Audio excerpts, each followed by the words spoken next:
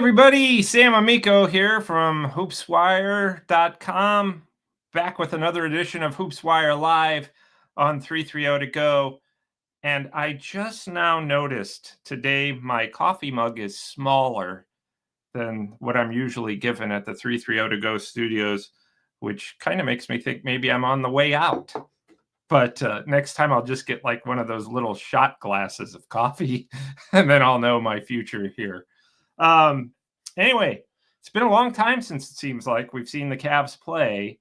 It's almost a week. It's going to be a week by the time they start round 2 against the Indiana Pacers. And the Cavs have only themselves to blame for that, for beating the Miami Heat in Miami by a combined 92 points without Darius Garland. As you know, I don't know that I've seen the Cavs play better all season than in those 2 games. That's not related to Darius Garland. I think they still would have won by 55 and 37 points in Miami with him. But just utterly dominant, very determined.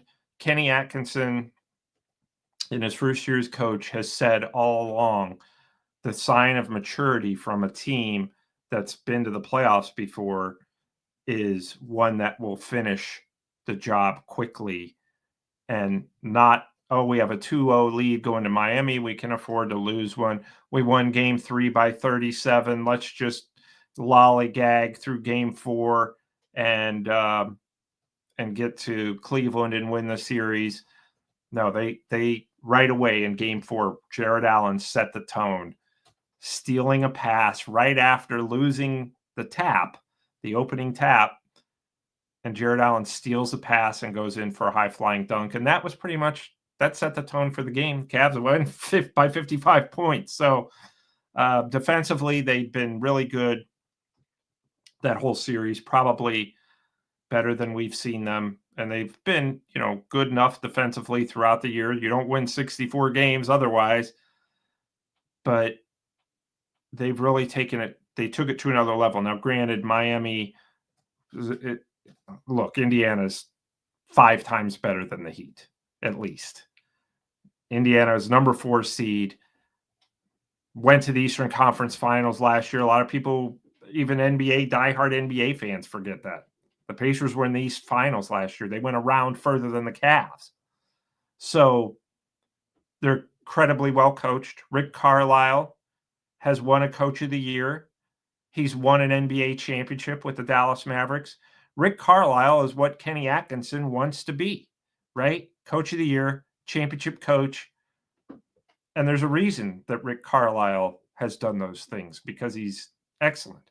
It's kind of funny, as last night I was flipping through, and on one of those classic sports channels, maybe, I don't think it was NBA TV, but it was the Boston Celtics 1986 against the Chicago Bulls in the playoffs. Like, they were re-showing the whole game, and Rick Carlisle, as a rookie, checked in, and his assignment was to defend a young, spry Michael Jordan. And Michael Jordan finished with 49 that game. So it's good that Rick Carlisle got into coaching. Of course, Michael Jordan scored 49 against everybody. Anyway, Rick Carlisle, outstanding coach. And that's, look, the Cavs had Eric Spoelstra in the last round, who's, you could make a case for him as Coach of the Year every year.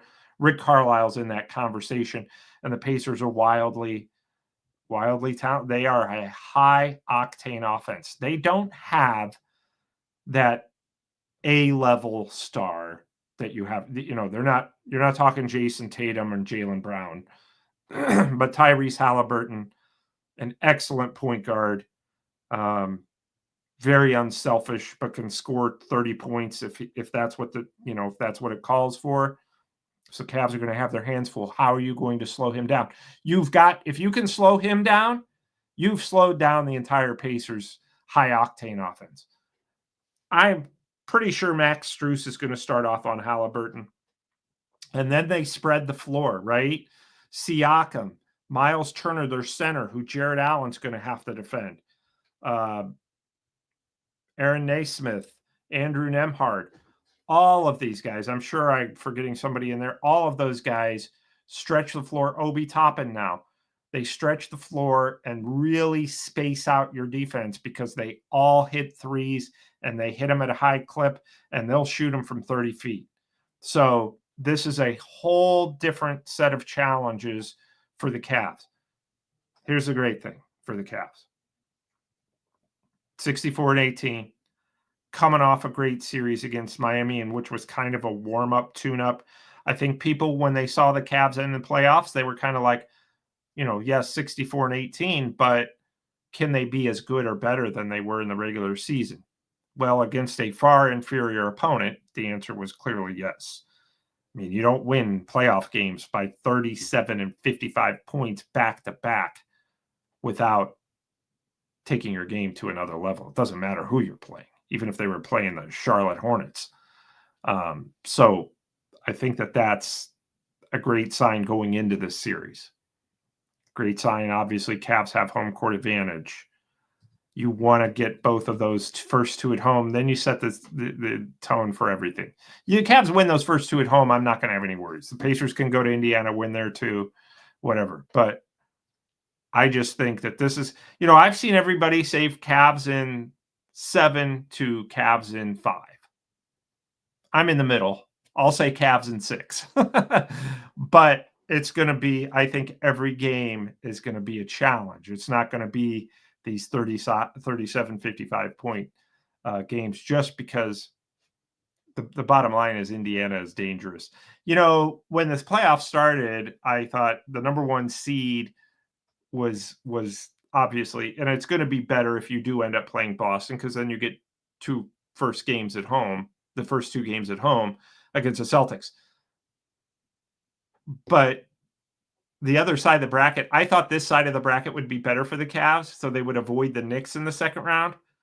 Now I think if I'm the Cavs, I'd rather be playing the Knicks in the second round than the Pacers, because we saw how the Knicks survived Detroit, which was, first playoff appearance in 16 years? Or I'm sorry, first playoff win in 16 years. The last time they won a playoff game was 2008, before this series against the Knicks, which they lost. Kudos to the Pistons. What a great year. I wrote a column on them on the website after their loss, and I think my line about JB Bickerstaff in Detroit, which of course they're in the same division as the Cavs, but I said that really didn't feel like an elimination for the Pistons as much as it did an arrival.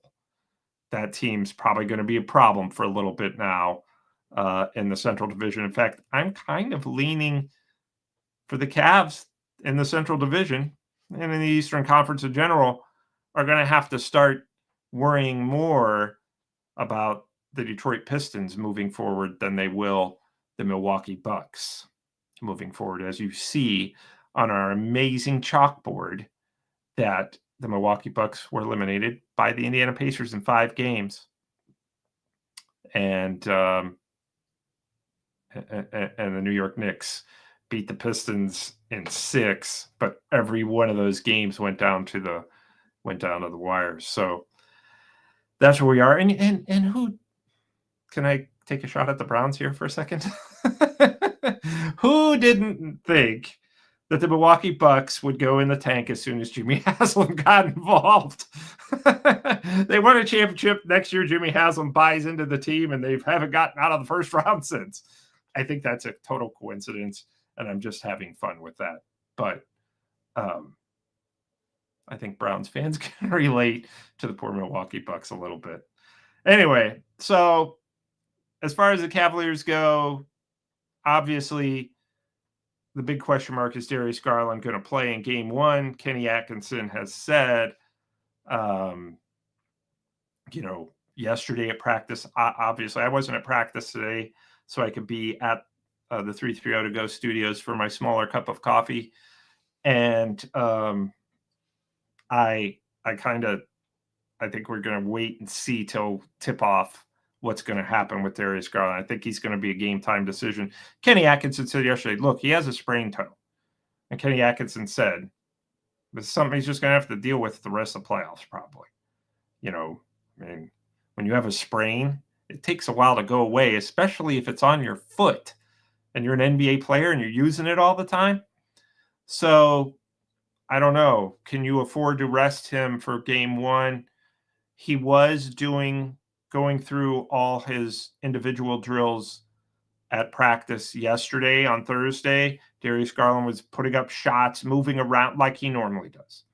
How much his toe was bothering him after that, we don't know. But that's what they're testing out. So I have a sneaking suspicion he will play, but it'll be a last-minute thing. If he can't go, we saw Sam Merrill start in both games in Miami when Garland couldn't go. And Merrill did a fantastic job. He didn't score much, a couple baskets here and there.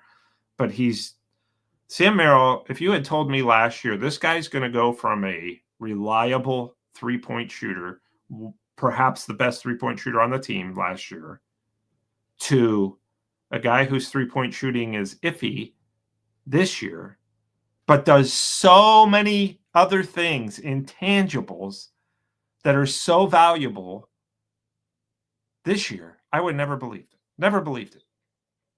But that's who Sam Merrill's become. I don't think he would start against the Pacers. It might be a matchup issue. Maybe not. Maybe not. You want to keep Merrill, and you want to keep Donovan Mitchell off Tyrese Halliburton defensively. I don't think Merrill matches up, but Merrill matches up just fine with Aaron Nesmith in terms of guys that he can guard and keep busy and keep honest at the defensive end, because Merrill will be out near the three-point line for the most part. But he's not going to be able to guard Tyrese Halliburton. You don't want Donovan Mitchell guarding Tyrese Halliburton because he's going to extend so much energy. I think that Max Strus is going to start off on Halliburton, but there's a chance there that the Cavs might go a little bigger with Dean Wade. This is all for defensive purposes, or maybe Isaac Okoro, obviously not 6'9.5" like Dean Wade, but a guy who you look at, like, maybe we will throw him in the starting lineup to just start off on Halliburton, see how that goes. And that might free up Max Strus for more offense. I don't know. There are a lot of different ways that the Cavs are going. I can tell you this, in the event that Darius Garland doesn't play, which I would say is 50-50. I wouldn't say it's great chance. I think he's going to go. That means nothing. But if he doesn't, obviously we've seen the depth. Do you go DeAndre Hunter? Now that would be the guy that you would think, right? Because he's a really good defender and he hits threes. I just know the Cavs love having he and Ty Jerome off the bench, and both of those guys like coming off the bench. That's kind of where their rhythm is. They're not, DeAndre Hunter has started many games in the NBA with the Atlanta Hawks, started a few with the Cavs, but I think that Kenny Atkinson loves having that firepower off the bench. We saw this against the Heat. Maybe Sam Merrill starts and plays 3 minutes, and then you bring in Jerome and Hunter. Obviously you have to take somebody else out, but maybe Strus or whoever. But regardless, just because you start, I personally think DeAndre Hunter is best served off the bench because he enjoys it, and the Cavs love having that firepower, and he can go nuts against opposing teams' reserves. Same thing with Ty Jerome. You take them off the bench, you lose that little bit of firepower against opposing teams' reserves, and that's where the Cavs have dominated. We saw in Game 3, if you remember, against the Miami Heat, Cavs were down 13-5 in that game. Lollygagging along. Starters couldn't get anything going. Just didn't have it. Hunter and Jerome come in the game. They're down 13-5. And guess what? 18-0 run. As Kenny Atkinson says, I guess that's what you call a Cavalanche. Right? 18-0 run. And they don't want to lose that firepower coming off the bench. So I'd be just fine, and I'm sure that Jerome and Hunter would be just fine. And I think Cavs fans in general will be just fine if Darius Garland, heaven forbid, should not be able to go in Game 1 against the Pacers Sunday night that a non-scorer start. Dean Wade, Isaac Okoro, Sam Merrill, they all have starting experience in big games. Sam Merrill, if you remember, started that game against the Celtics, the first game against Boston, that the Cavs, it was their first loss of the season. And they're 15-0, went to Boston and lost by a basket. If you have no life and remember that far back into the season, so like myself, Sam Merrill started that game. That was the first really big start that he got. Well, now he got playoff starts. Dean Wade has started playoff games before. Isaac Okoro, same thing. These guys have all played in big situations. So if Darius Garland can't play, the Cavs should feel perfectly comfortable still game one at home against the Pacers. I think that the Cavs are going to need Garland back, not so much for these home games, but for those games in Indiana. My goal is to go to those in Indiana, in case you were wondering. In case anybody needs a ride, I'm probably going to go. But which would be next weekend. So for those of you who are like, gosh, I hope Sam comes over Friday night, I can do so tonight, just not next weekend. But the Cavs are going to need Garland for that series or for those games in Indiana, I think. They're going to need him for the whole playoffs. But I think you can survive game one if he's not able to go. But I stress survive because Indiana, I don't see happening against Indiana what happened last series. They are not a team that crumbles easily. They're very brash. They're a fun-loving type of arrogant. The Pacers, if the Cavs didn't exist, the Pacers would be my team. I like the way they play. They all have they have good guys, and I know there's that whole thing with, them talking trash to Giannis Antetokounmpo after the Bucks game. John Halliburton, who is Tyrese's father, went out on the floor, and he and Giannis got into it was because John Halliburton was talking trash after the Pacers won the game. And John Halliburton, as far as I know, from all the Pacers writers that I know, is actually a really good guy. He was just having fun, and it was the wrong time. It was too soon, as they say. I get told that a lot from my family when I make a joke, too soon. So, John Halliburton has been barred from attending Pacers games in Indiana and in Cleveland for this series as a suspension. And, Tyrese came out and had to answer for this. He said, look, I didn't see any of that. I was already in the locker room, but I've talked with my dad about that. And I've said, Dad, you can't, players are not in the mood to be trash talked right after they've been eliminated from the playoffs. And Tyrese said, I've talked to my dad about that. He was in the wrong in every way. And Tyrese said, as much as I love him, he was in the wrong there. He was having fun, but this is no time for that. So John Halliburton will not be attending games in Cleveland or Indiana. And I don't know about Tyrese's mother. She seemed to be right there in the mix of it a little bit too. So I don't know. Either way, it wouldn't impact the series regardless, but it is fun to talk about.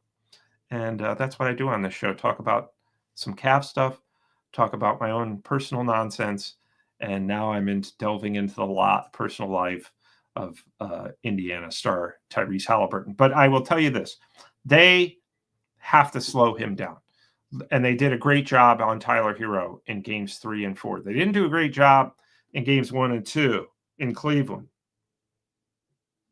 They're going to have to do a better job on Halliburton in the opening games 1 and 2 of this series than they did last series against Tyler Hero.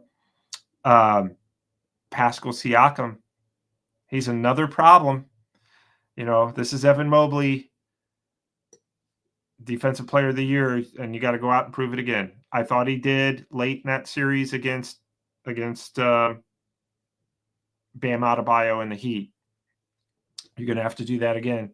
Siakam's a fantastic player, has a championship with the Toronto Raptors, veteran guy, crafty, been in this situation before, obviously, but this is how Darius Garland's rise continues, right? You're to the point where you have to, this is how you get to the next level, is by beating the Bam Adebayos, outplaying them, and the Pascal Siakams of the world. And you don't have to outplay him, you just got to play him even, right? Okay, so Miles Turner, this is a different center for Jared Allen. Not a physical guy, more of a finesse guy, which is good news. Goes out and takes a lot of threes. That's where Jared Allen's going to come up. But I think Jared Allen's done a wonderful job defending the perimeter this year. He has not had to play a guy like Miles Turner over and over and over, because Miles Turner is a guy who does a little bit of everything. He's not great at anything, but he's good at everything. This is a big series when it comes to rebounds. That sounds silly, but the Cavs didn't do a great job rebounding games 1 and 2 against Miami. Games 3 and 4, you can basically throw the stats out, because, I mean, it was like a preseason. I told Booby Gibson on my Full Court Cleveland show yesterday, games 3 and 4 looked like Booby Gibson and his friends were the Cavs, and me and my church buddies from Church League were the Heat. And Booby said, I don't think we'd even beat you that bad. So, and I said, I don't either. I was just being nice. So I still got a little trash talk in me. But I do think in this series, obviously different challenges, different style. Indiana's the rare playoff team. They're the only team I see in the NBA playoffs that isn't very physical, but they will finesse you to death. They will just try to outscore you. It's going to probably be a high-scoring series because Indiana's not a very good defensive team, but they will just try to wear you down. And they've done a great job of that. Not just in the playoffs, but they got off to an iffy start last year, or I'm sorry, at the beginning of the season after going to the Eastern Conference Finals last year. But they started to figure it out, turn it around. Halliburton played terribly at the beginning of the year. Once he got going, they got going. And Indiana finished with the top 4 record in the entire NBA. I think it was since Christmas. So, they're just behind the Cavs. It was like Cavs, Celtics, obviously Thunder were in that group, and then the Pacers. So this is no joke. That said, I'm going to stick with Cavs in 6, which is quite a prediction, actually, because if the Cavs win Game 6, it would have to be in Indiana. But this is when the playoffs get, when they get crazy, and you do have to start winning some road games. And guess what? The Cavs already won 2 road games. You're going to have to win road games against teams that aren't number 10 seeds in the conference like the Miami Heat were. You're going to have to do that now, Indiana. If you're fortunate enough to get there, which I think the Cavs will be, Boston Celtics, I don't think the Celtics are going to have any problems with the Knicks. The Knicks are still the Knicks. I thought they would be different this year when they got Karl Anthony Towns and Mikal Bridges. By the way, for all the flack that NBA players can take for load management, how about this stat? Mikal Bridges, I believe, is in his 7th NBA season. He hasn't missed a game since high school. And this is a very good player we're talking about.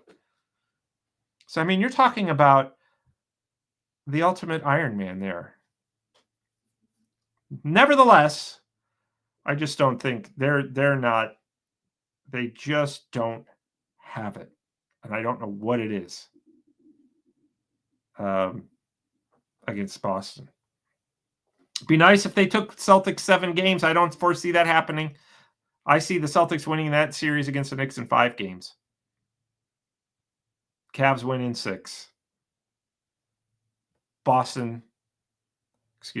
Cleveland, Boston, Eastern Conference Finals, just as we've been projecting since February, I guess. That's how I see it playing out. But you've got to play these games because, and I mean, Indiana to me is the 3rd best team in the Eastern Conference and a close 3rd. So this is a dangerous series. You've got to approach it like they're the Boston Celtics or Oklahoma City Thunder, because it's going to take everything Cavs have to win this in a 6-game fashion. Out west real fast before we go, because it's such a beautiful day in the 330. Until I think, I don't know, I've heard rumors of rain. I don't know. I guess I didn't check the 330 to go weather yet. But that's what happens when you get served a smaller cup of coffee. Not going to be as dedicated as a reader.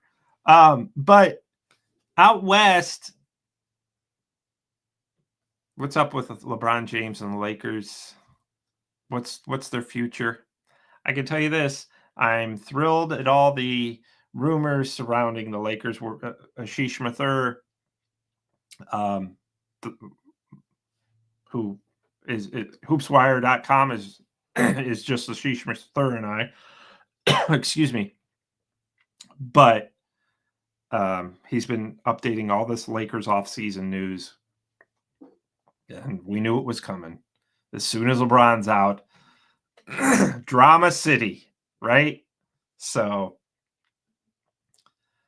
I don't know what the future holds for the Los Angeles Lakers or LeBron James. I can tell you this. He can't keep playing 35, 40 minutes a game. It's just not. Time is catching up. And, you know, as LeBron James, as a 20, 25 minute a game guy, that's where he is in his career. And he'd be very good at that. But he's 35, 40 minutes a game. It's just in short, it's not working out when he's playing that way, and nor should it. I mean, a great career. You're 40 years old. You're going to be 41 next year. The numbers are there, but he's not carrying the team or coming close. There are times he's hurting them when he's playing too many minutes. We saw it again the other day, you know, 4th quarter the other night, 0 points. 27 in the first 3 quarters, but he's becoming a volume scorer. Every once in a while, he'll have one of those plays, and that's all you see on ESPN or the highlight shows. You have one of those plays where it's a massive dunk, and that's all you see. But I'm like, that's all that guy doing is reminding us that he was once LeBron James. That's not like how he's going about these games. I watched this whole series, the Lakers Timberwolves, and that was my takeaway. LeBron James cannot be playing 35, 40 minutes a game anymore. He's hurting you when he's doing that. He's a volume scorer, and this isn't to disparage him or his wonderful career, but it's time. 20, 25 minutes, he should probably be coming off the bench. It's going to happen to everybody, right? Except for us, myself and you there watching the show. We've managed to never get old. But LeBron, it's, yeah. I don't know. You've got to find a way, and the Lakers are so handcuffed after this Doncic trade with, you know, you're going to have to trade like Austin Reeves, Rui Hachimura. And I don't know, you're going to have to throw in people that you really like there to get anything back, and I don't think that's going to be enough. I don't. They're not a championship contender with LeBron James as their second best player. Whoever thought we'd say that, but that's the truth. And you're probably not going to trade LeBron because you'd lose a lot of money that way. And at this point in the career, a team that would trade for him, I know if I were the GM, I'd say, LeBron, you're probably coming off the bench. Unless you get traded to the Washington Wizards, then you're just going to be our meal ticket. You're just going to bring fans in. You can play 45 minutes if you want. We're going to be terrible. You're probably not going to be great, but we're going to run you out there because we'll make gobs of money, and the Washington Wizards never make gobs of money. Even unless Michael Jordan, who once played for them, or LeBron James are playing for them. So there's my take on the Los Angeles Lakers issues, and they've got a lot. But, for LeBron, and he's still is magnificent in many, many ways for a 40-year-old. But he's not suddenly going to get younger, right? And we saw what happened in the playoffs. It just was not a great showing from them. He put up stats, but I felt like a lot of them were empty in many ways. Now, granted, you take LeBron off that team right now, they're not even getting to the playoffs. So, I mean, he still has that, can get you to a higher level, but he's not getting you to a championship level as a number 2 option. And Luka Doncic, frankly, we know this, it's been talked about 1,000 times, is not much of a defender. And that's putting it gently. But anyway, that's their problems. In the 330 to go and the 216 and whoever else across the state, or I know I have a lot of friends in Pittsburgh who are Cavs fans. Things are going incredibly well. By the way, I tell those friends of mine, they're also Steelers fans and Pirates fans. I'm like, let's see, Steelers, Pirates, Cavs? No, you know what? You root for Pittsburgh's basketball team. Because leave ours alone. We don't want Steelers fans rooting for us. They just laugh it off, as so many other people do at everything I say in life.